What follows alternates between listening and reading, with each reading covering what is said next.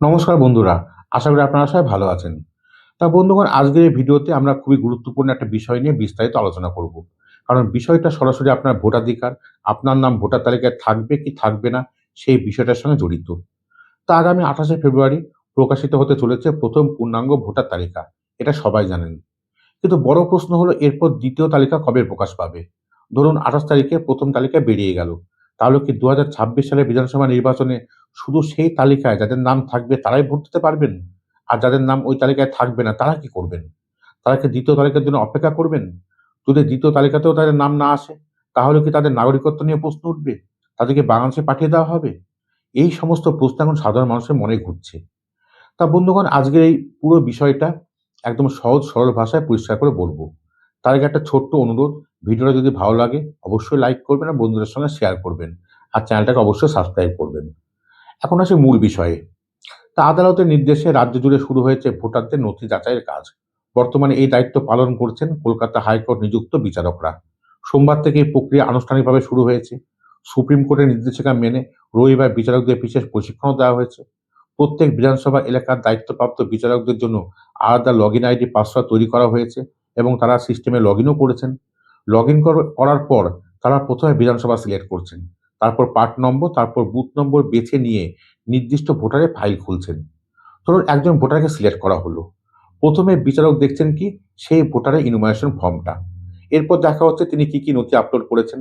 তারপর BLO, ERO বা micro অবজারভাররা ওই ভোটার সম্পর্কে কি মন্তব্য বা পর্যবেক্ষণ দিয়েছেন সেটাও দেখা হচ্ছে।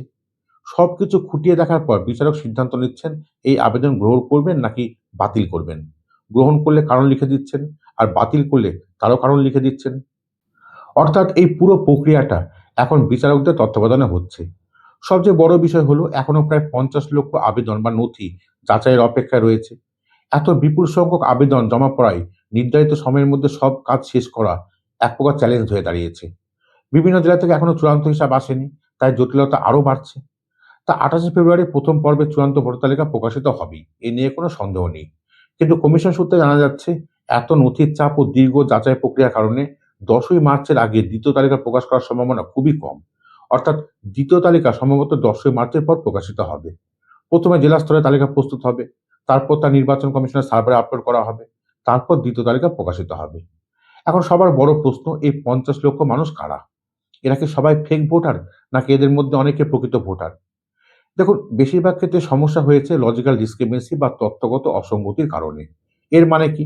ধরুন ভোটার কার্ডের নাম একরকম, আধার কার্ডে অন্যরকম, আধারে এক বানান, মাধ্যমিকের অ্যাডমিট কার্ডে অন্যরকম বানান। এই ধরনের অসঙ্গতি থাকলে সেই আবেদন যাচাই তালিকায় চলে গেছে। এদের মধ্যে অনেকেই কিন্তু জেনুইন ভোটার আছে। অনেক ক্ষেত্রে কি দেখা গেছে, কেউ বাবা মা অথবা ঠাকুরদা ঠাকুমার সঙ্গে নিজের ম্যাপিং দেখিয়েছেন, কিন্তু প্রমাণ করতে পারেননি যে তিনি সত্যি ওই ব্যক্তির সন্তান বা নাতি বা নাতনি, এবং সেই কারণে সেই আবেদন আটকে গেছে। অনেকে ১৩টা প্রয়োজনীয় ডকুমেন্টের মধ্যে একটাও ঠিকঠাক দিতে পারেননি। কেউ শুধু প্যান কার্ড আপলোড করেছেন, কেউ কিন্তু শুধু প্যান কার্ড যথেষ্ট নয়, কেউ শুধু কাস্ট সার্টিফিকেট দিয়েছেন। কিন্তু ২০১০ সালের পর ইস্যু হওয়া অনেক ওবিসি কাস্ট সার্টিফিকেট এখন বিতর্কিত। কেউ শুধু পঞ্চায়েত স্তরে ডোমিসাইল সার্টিফিকেট দিয়েছেন, কিন্তু এসডিও স্তরে নিচে ইস্যু করা ডোমিসাইল অনেক সময় গ্রহণযোগ্য ধরা হচ্ছে না। আর এইসব ক্ষেত্রেও পুরো আবেদন ঝুলে রয়েছে। কারো নামের বানানে বড়সড় ভুল আছে, বাংলায় ঠিক আছে কিন্তু ইংরেজিতে বড় ভুল আছে। কেউ ৪৫ বছরের বেশি বয়সী, কিন্তু ২০০২ সালে ভোটার তালিকাতেও তার নাম নেই। তাহলে প্রশ্ন উঠছে তিনি এতদিন কোথায় ছিলেন? এইসব ক্ষেত্রে ইআরও বা এইআরও সিদ্ধান্ত নিতে পারেননি। কখনো মাইক্রো অবজারভার রিটার্ন পাঠিয়েছেন।